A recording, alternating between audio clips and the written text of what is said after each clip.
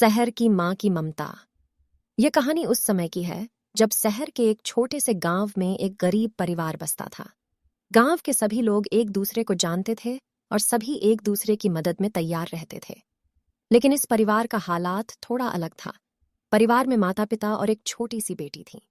पिता का रोजगार बहुत ही मुश्किल था और माताजी घर में ही अपने हाथों से काम करके गुजारा करती थी। फिर भी वे खुश दिखते थे क्योंकि उनके पास उनकी ममता और प्यार की दुकान थी जो कभी नहीं बंद होती थी। छोटी सी बेटी का नाम रिया था। वह गरीबी के बावजूद भी बहुत ही खुशमिजाज और समझदार थी। उसकी माँ की ममता की ताकत उसे हमेशा सच्चाई और नेकी की राह पर चलने की सिख देती थी। एक दिन गांव में बड़ा मेला आया। वहां आने वाले लोग गिले शिकवे भूलकर खुशियों से झूम उठते थे।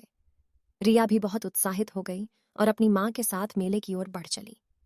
मेले में एक बड़ा जादूगर आया था जो लोगों को आश्चर्यचकित कर रहा था। रिया भी उसके जादू में मग्न हो गई और अपनी माँ से पैसे मांगने लगी।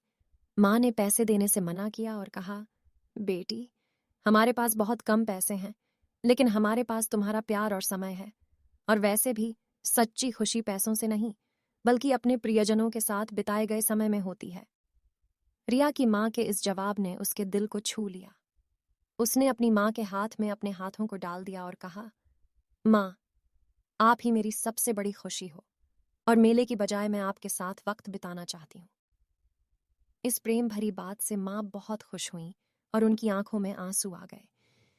वे जादूगर के पास नहीं गईं, लेकिन उन्होंने अपनी माँ के साथ वही खुशियों भरी पल बिताए जो उसे हमेशा याद रहेंगे। इस कहानी से हमें यह सिख मिलती है कि सच्ची खुशी पैसों में नहीं, बल्कि प्रियजनों के साथ बिताए गए समय में होती है। और माँ की ममता, प्यार और समय की महत्वपूर्ण चीजों में से एक है जो हमें हमेशा सही राह पर चलने की सिख देती है।